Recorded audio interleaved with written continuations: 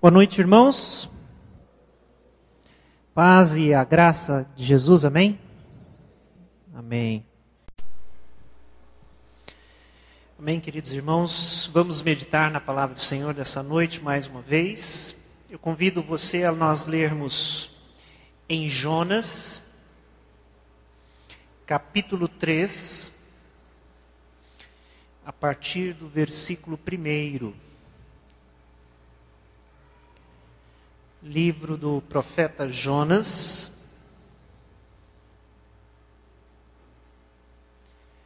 capítulo 3, do 1 em diante. Temos, nos últimos domingos, lido juntos para nossa meditação todo o livro, esse pequeno livro que conta a história do profeta Jonas.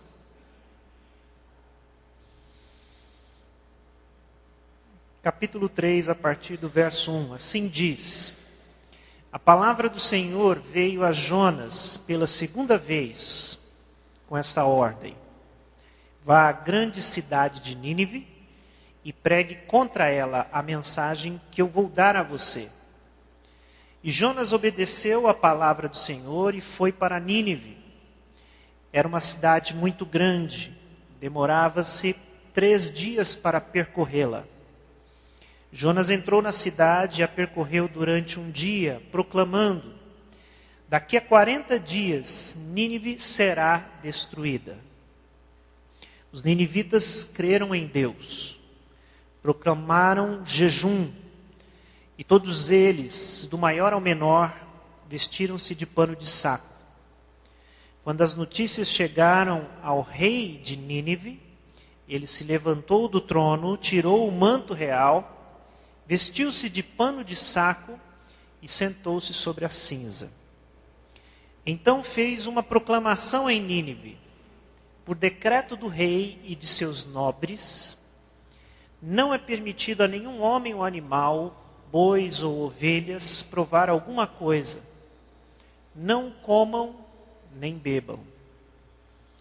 Cubram-se de pano de saco, homens e animais, e todos clamem a Deus com todas as suas forças.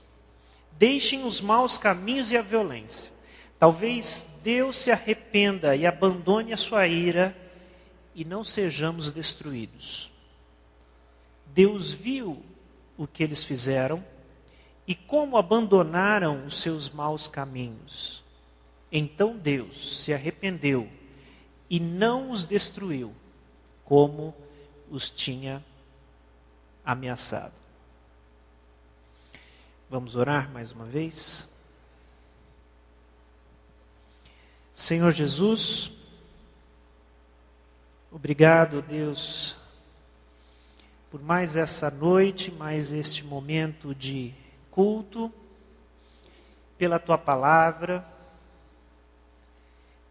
registrada aqui, Senhor, para nossa edificação.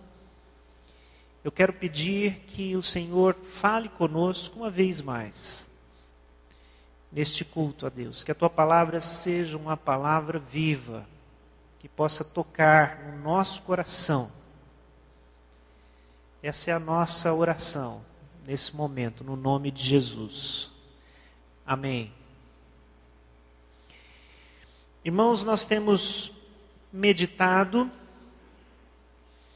sobre o assunto vocação. Vocação significa chamado. O chamado de Deus, a ordem de Deus, a palavra de Deus. Vocação sem máscaras, porque Jonas nos sugere uma vocação espiritual sem romance,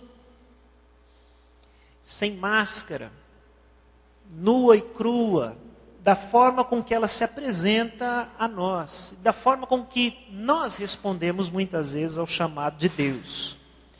Por isso é uma oportunidade da gente, de fato, se identificar com o que a palavra está dizendo e sermos confrontados por ela. Nessa noite,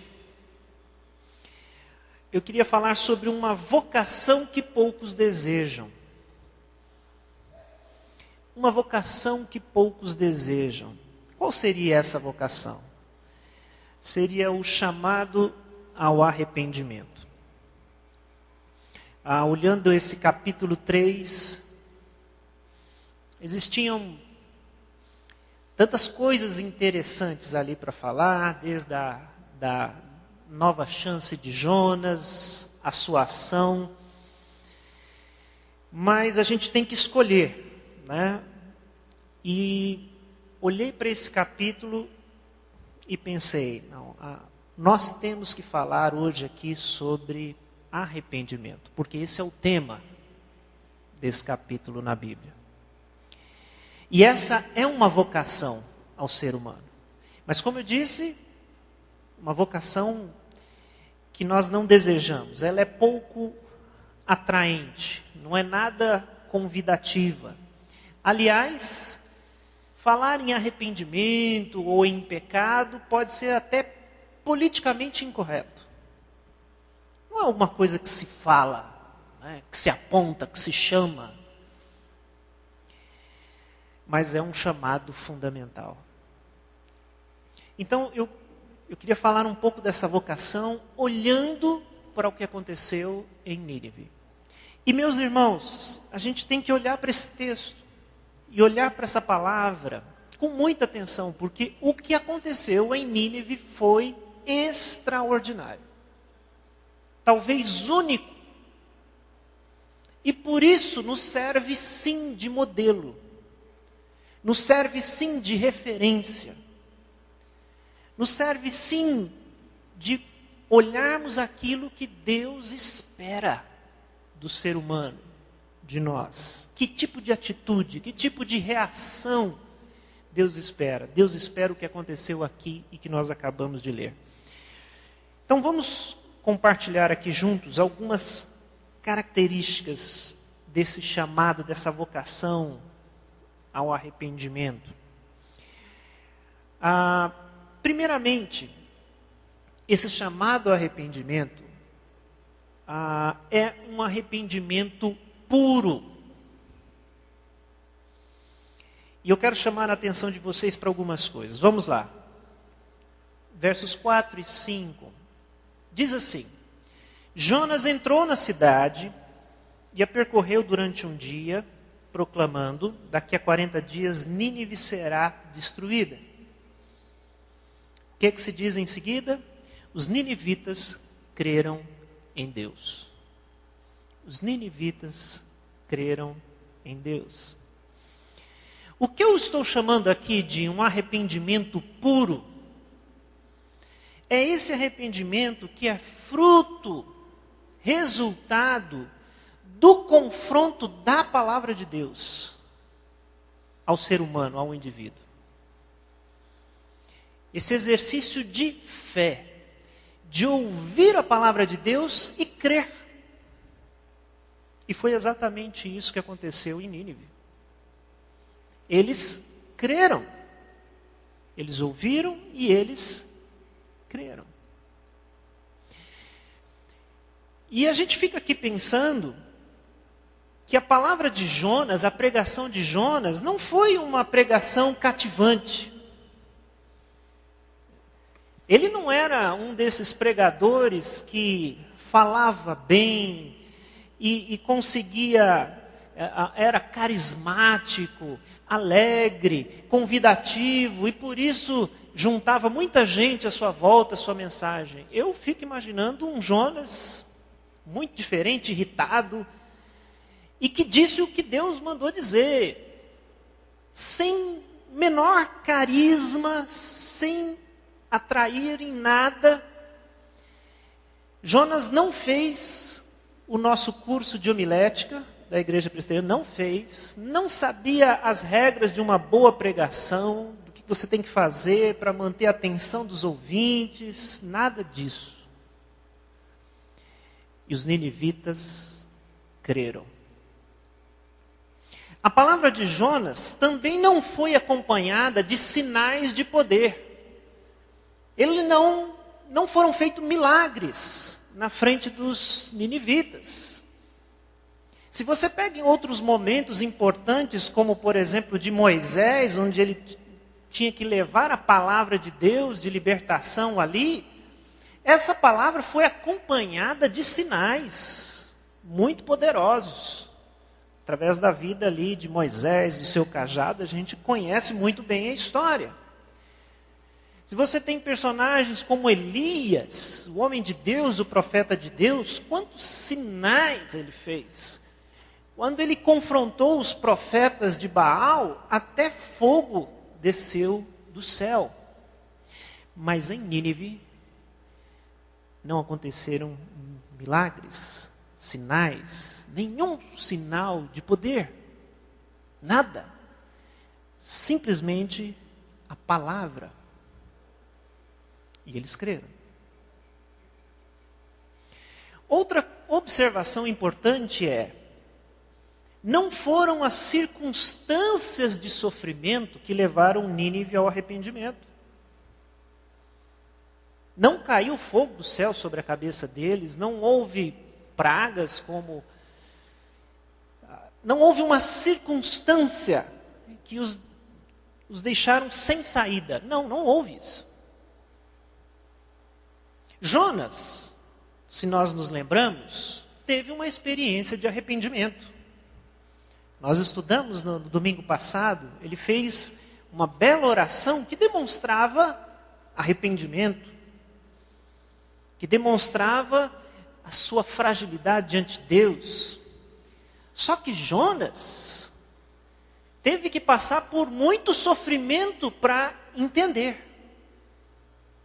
Foi jogado ao mar, foi parar no ventre de um peixe, e ali na angústia daquele momento, ele entendeu que ele estava no fundo do poço, precisava de Deus. A dor o levou ao arrependimento. Mas não foi assim em Nínive. Não foi assim. Então, o que eu chamo a atenção dos irmãos é: aqui nós temos uma demonstração de arrependimento puro. E o que é isso? É quando a palavra de Deus toca o nosso coração, e isso é suficiente. Não preciso de retórica, não preciso de milagres ou sinais, e não preciso da dor. Eu preciso simplesmente da palavra de Deus.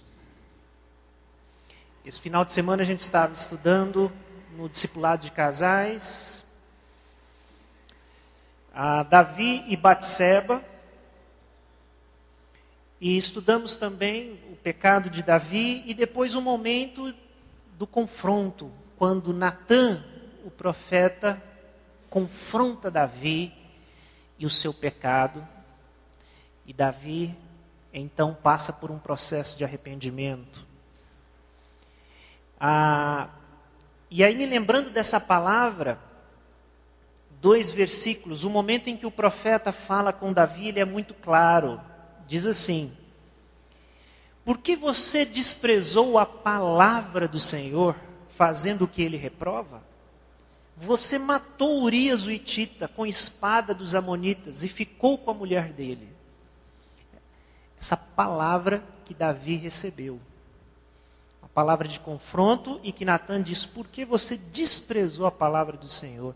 E aí no verso 13 do capítulo 12 de 2 Samuel, Davi responde a Natã: pequei contra o Senhor. E Natã respondeu: o Senhor perdoou o seu pecado, você não morrerá.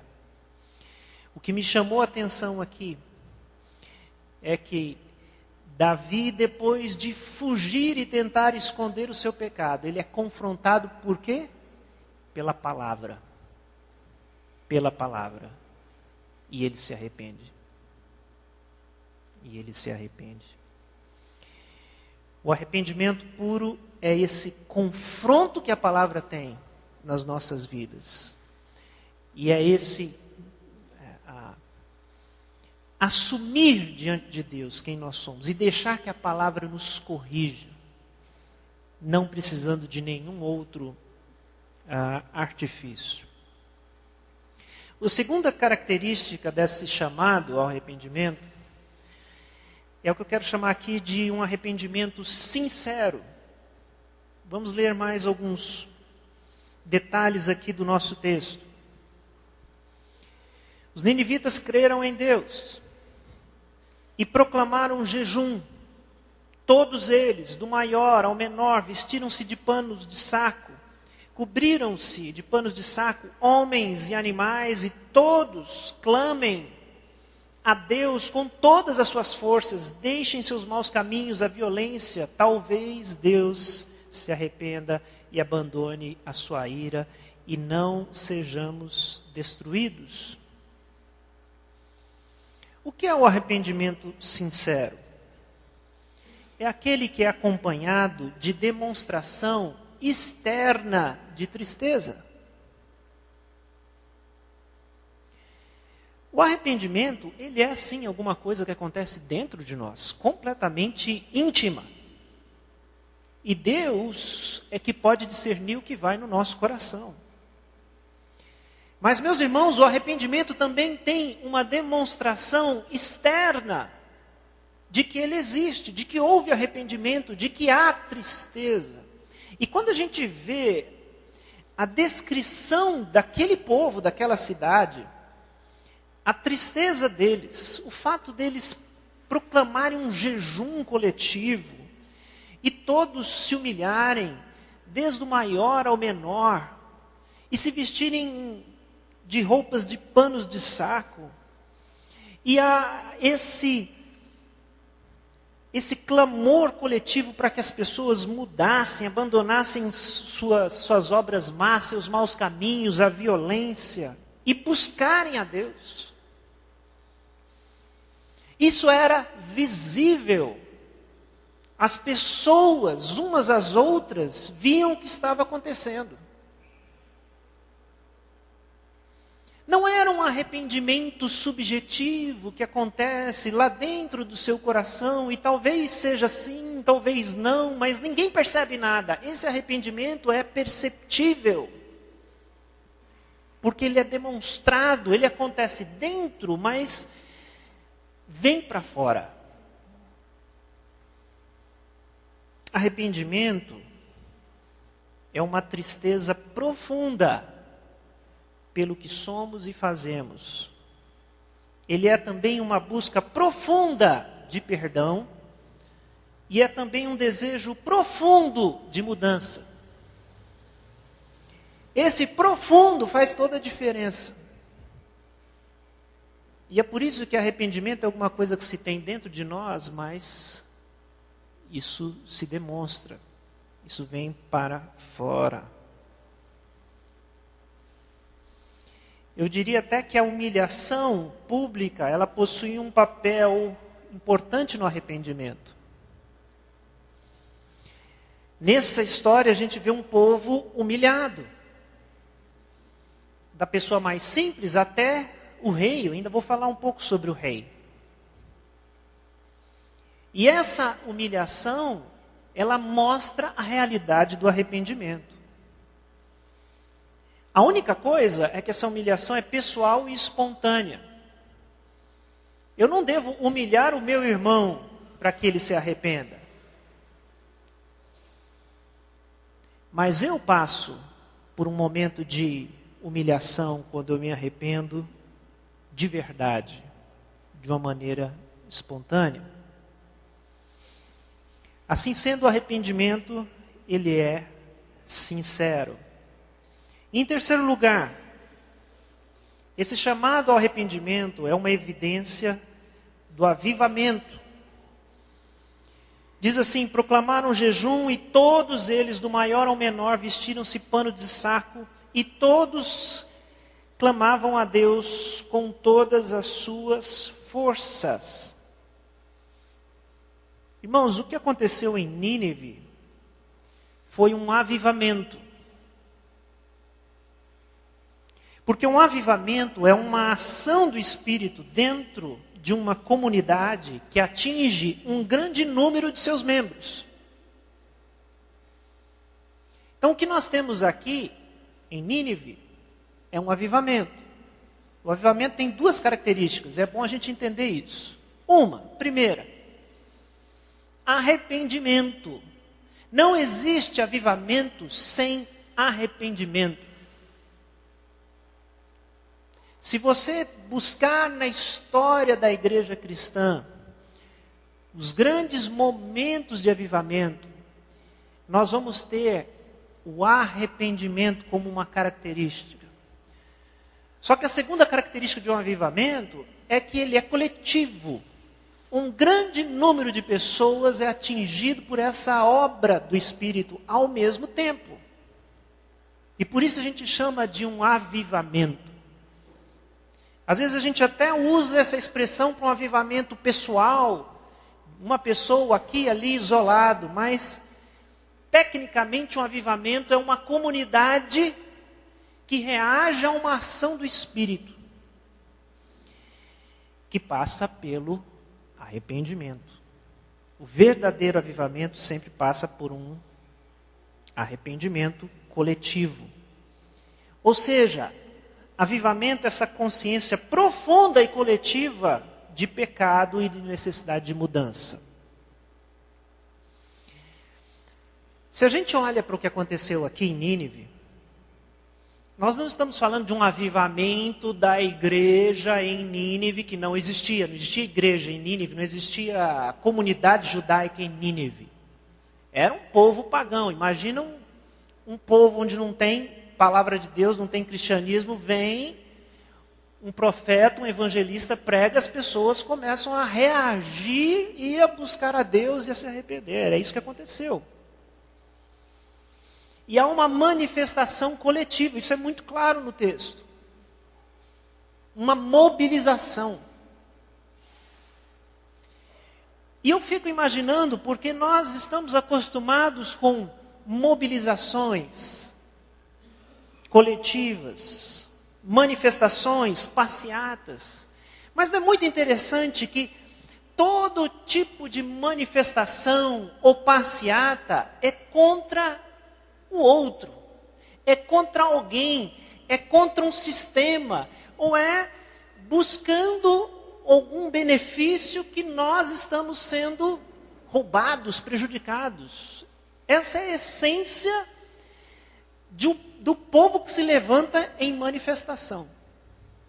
E aí a gente faz um exercício, imaginando aqui, você já pensou um movimento, uma manifestação de arrependimento?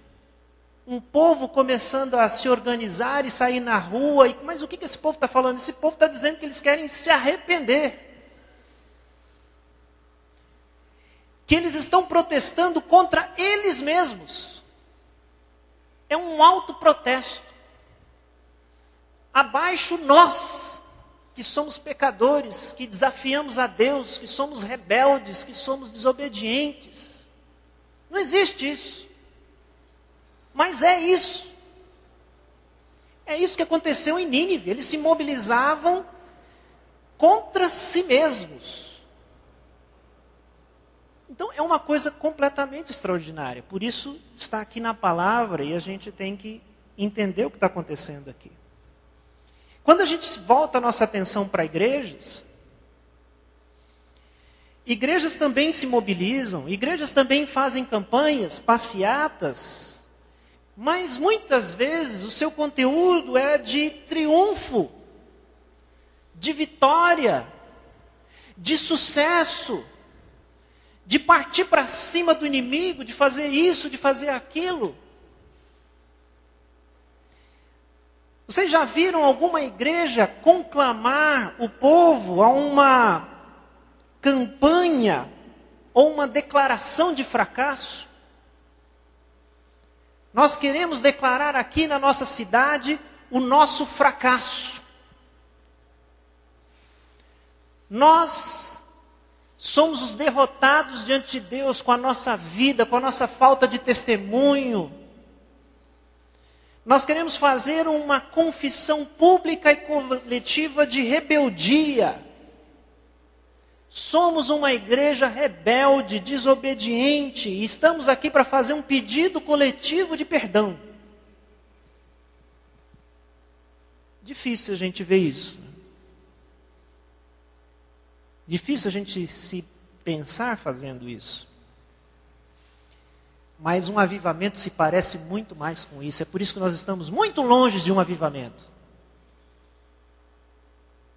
Porque nós pensamos que não precisamos de arrependimento. Deus gostaria de ver o povo na rua se assumindo arrependido do que é, do que faz e daquilo que não é. Em quarto lugar, esse chamado ao arrependimento é um chamado à responsabilidade. E aqui eu falo do rei. Quando as notícias chegaram ao rei de Nínive, ele se levantou do trono, tirou o manto real, vestiu-se de pano de saco e sentou-se sobre cinza. Então fez uma proclamação em Nínive. E aí ele decretou o jejum coletivo, deu as suas instruções como rei, como líder. Mas aqui, nós precisamos destacar a responsabilidade daqueles que são investidos de poder. E a ação do rei, a atitude do rei, a sua reação é importantíssima. E ela liderou o seu povo à salvação. Porque como um representante, ele se colocou e assumiu a condição que era a condição do seu povo. E a gente poderia falar sobre isso em alguns níveis. A primeira é da autoridade civil. A gente fica aqui só imaginando, né? A gente fica aqui só imaginando quais poderiam ser as consequências do arrependimento de um governante. Vocês já pensaram quais seriam as consequências se um presidente da República tivesse uma reação de arrependimento profundo e tivesse atitudes, olha, eu quero aqui declarar, confessar o meu pecado, tudo que eu fiz, tudo que eu roubei, quero contar tudo, quero colocar de forma transparente diante do povo e diante de Deus. E quero conclamar os meus ministros e todos aqueles que estão debaixo da minha autoridade a fazer o mesmo.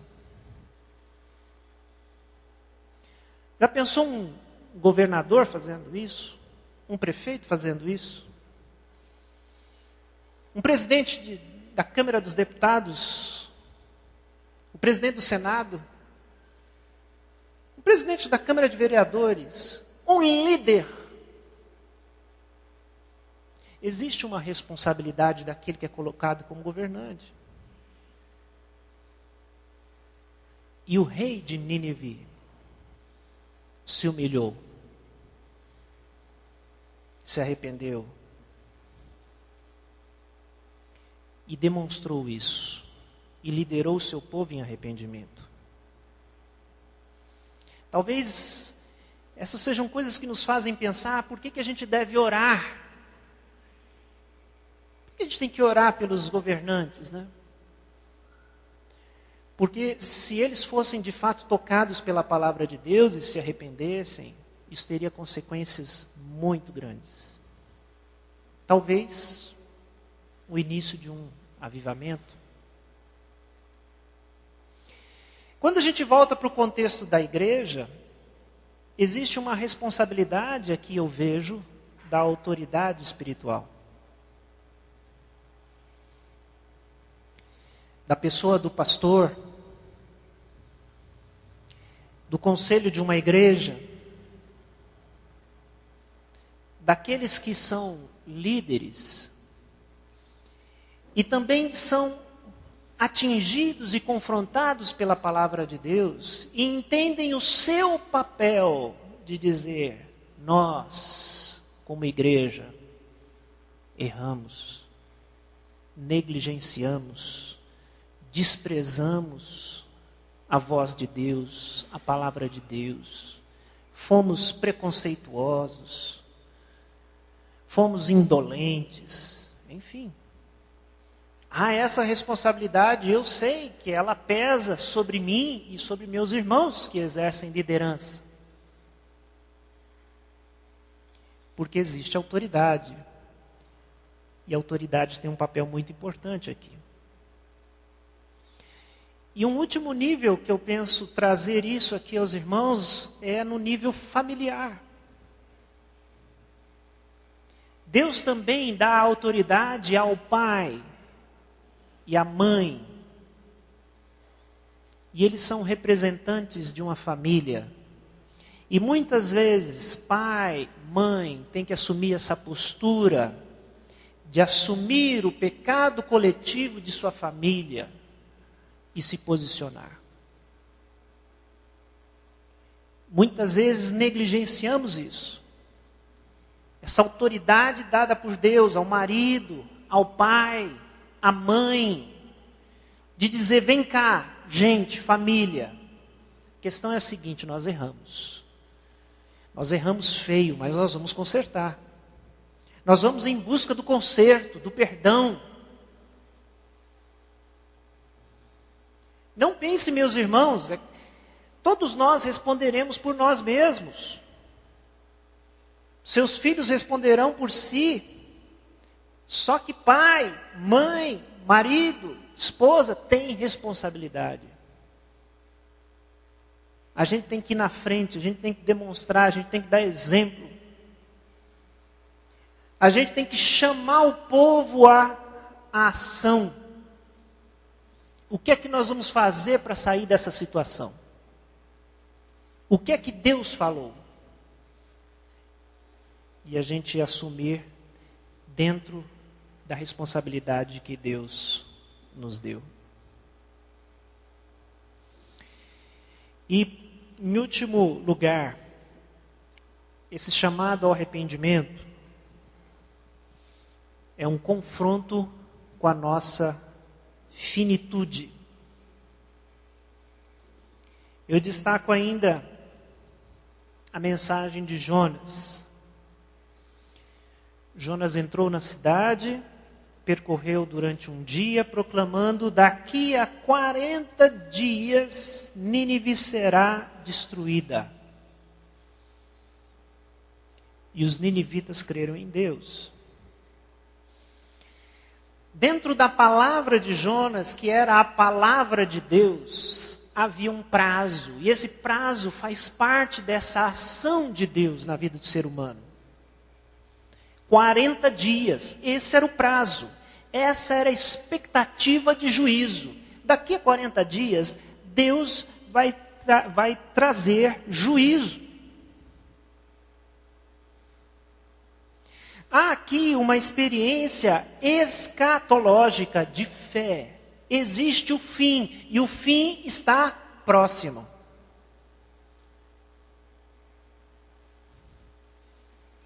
Talvez, irmãos, seja de fato essa uma das razões que arrependimento é uma experiência um pouco distante da nossa realidade e desse avivamento que a gente está falando aqui. Porque a nossa escatologia é uma escatologia completamente deficitária. Não temos noção do fim. O fim não está próximo. A grande pergunta é se isso é verdade.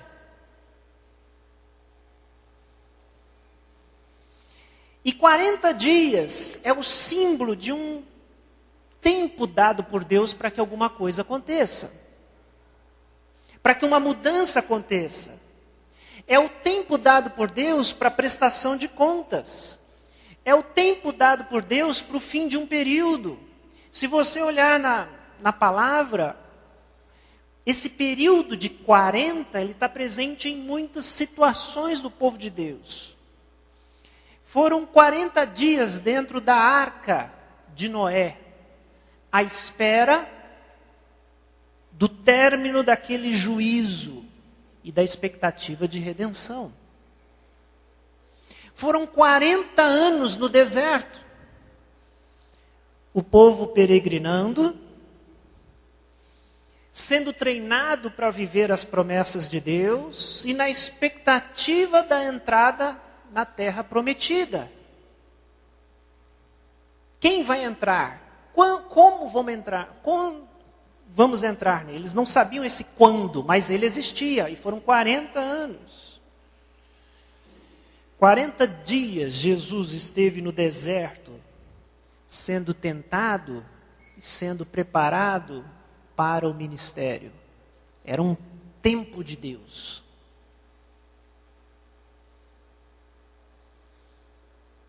Quarenta dias.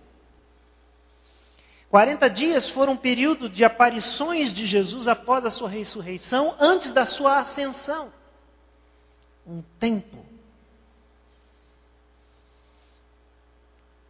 Ou seja, existe essa expectativa do juízo. E nós, como eu disse, perdemos essa expectativa. Precisamos retomar essa expectativa de que existe um fim. Nós não lemos mais Apocalipse. É um livro estranho, difícil de entender, mas é um livro que fala do fim. Talvez isso não nos atraia.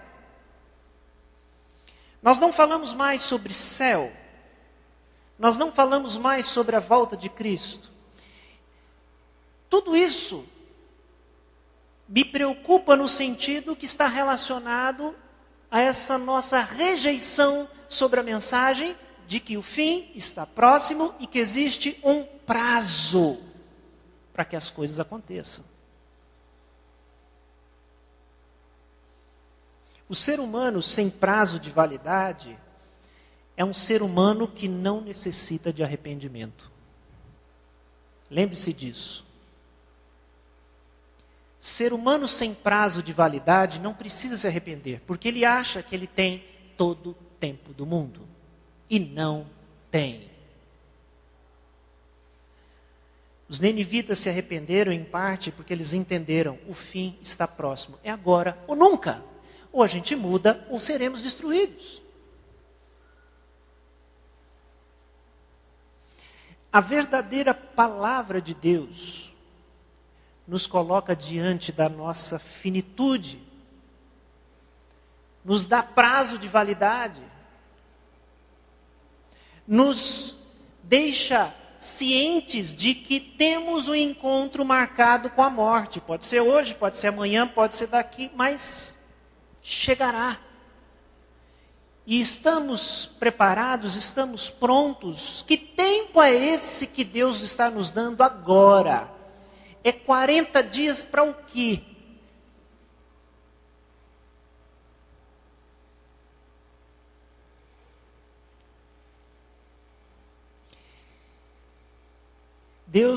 Nós estamos dentro desse prazo.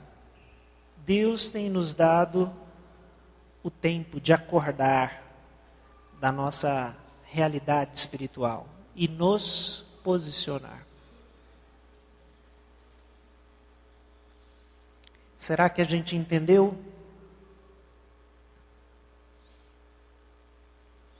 O povo de Nínive entendeu.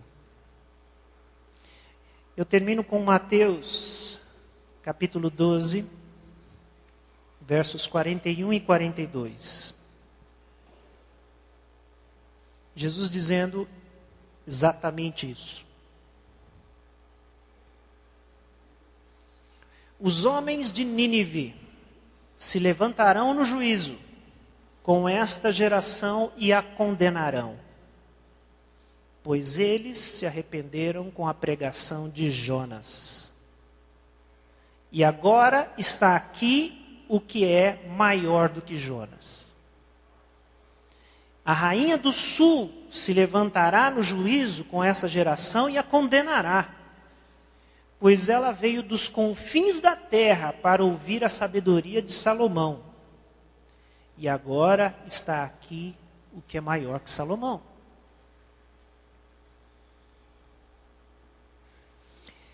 Jesus está dizendo, aplicando isso para o tempo dele, que um dia aquele povo de Nínive vai ressuscitar.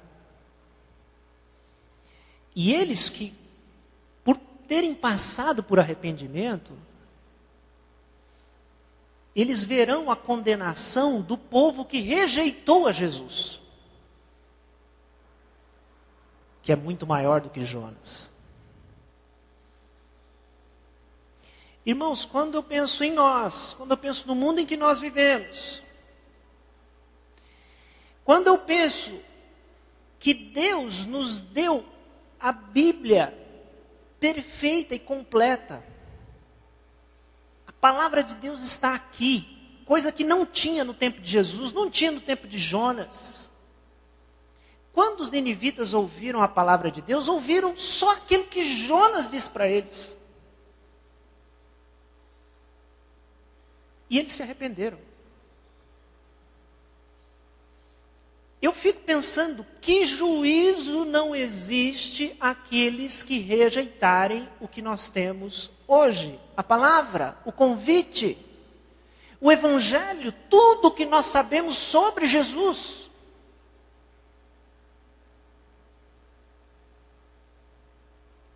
Isso é muito sério. Isso é muito sério. Porque muito nos foi dado, muito nos será cobrado. Nós temos todas as condições de ouvir a palavra e responder a ela como Deus quer. Todas. E vivendo num país assim tão democrático como o nosso, você pode ter sua religião, você pode ter sua Bíblia, você pode entrar numa igreja, assistir um culto, ninguém vai te perturbar por causa disso.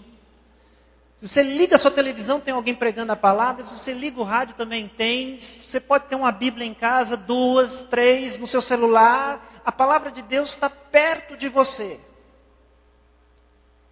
O que você acha que isso significa quando nós estivermos diante de Deus, respondendo sobre qual foi a nossa reação à palavra de Deus?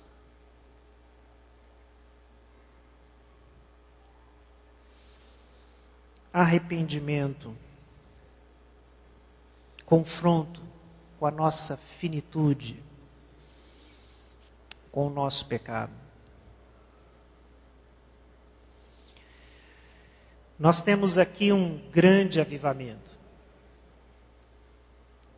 O que a gente tem que orar e colocar diante de Deus, e creio que essa foi a mensagem de todo esse culto, é que o Senhor nos faça sensíveis à sua palavra. Eu quero ter desse arrependimento puro,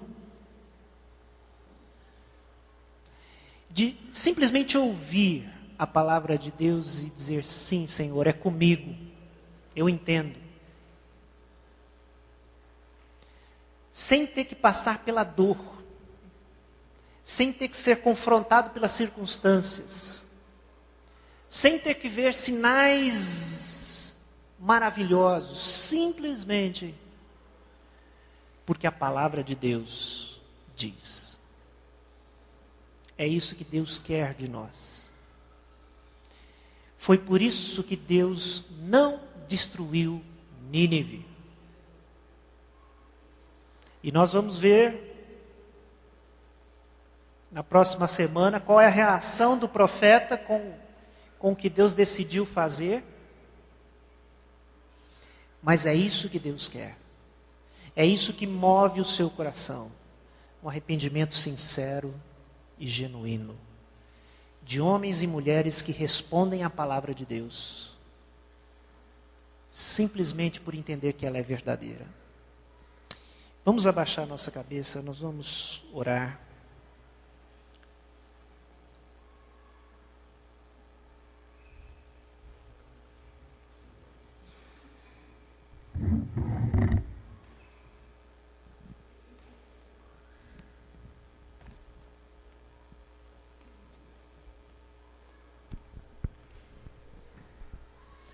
Convido você a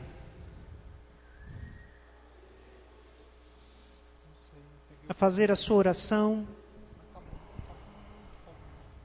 a colocar seu coração diante do Senhor.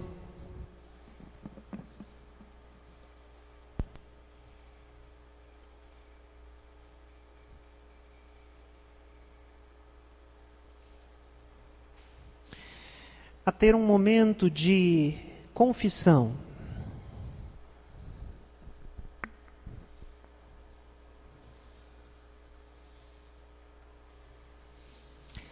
Talvez o primeiro pedido de perdão que a gente precisa fazer é do nosso coração não estar aberto a Deus, não estar sensível à sua palavra.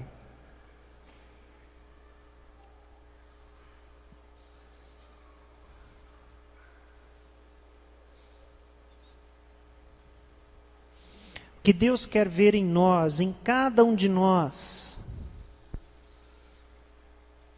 é esse coração sensível, aberto.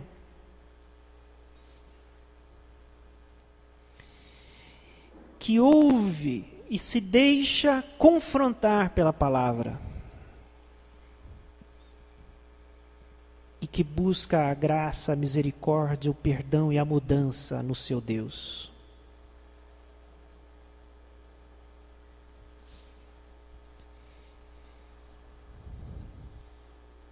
Senhor Jesus, nós sabemos que o Senhor nos dá o seu perdão. Nós sabemos que o Senhor morreu na cruz por nós. Deu a sua vida no nosso lugar. Cumpriu a justiça de Deus. Mas para que isso seja nosso,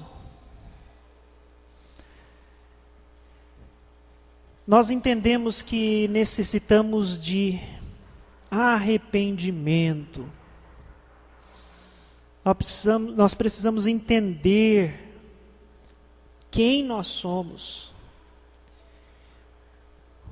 o quanto de pecado carregamos, o quanto te ofendemos. Ó Deus, traga esse tipo de avivamento no nosso meio. Não um avivamento de oba-oba, mas uma consciência profunda da tua santidade e do nosso pecado, da necessidade de mudança, da nossa frieza em relação ao seu amor, da nossa incredulidade em relação à tua providência, do nosso pecado em relação à sua glória e à sua santidade, Senhor. Nos dá mais dessa consciência, ilumina os nossos olhos, os nossos ouvidos, para que a palavra de Deus quebre esse gelo do nosso coração e nos permita experimentar mais da tua graça.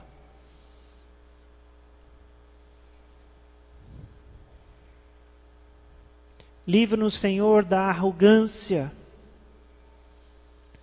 dos religiosos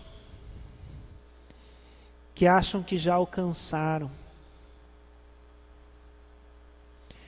Nos dê a humildade do arrependimento diário, sincero, puro, de quem é confrontado diariamente pela tua palavra. Faz uma obra nova, Senhor, no nosso meio.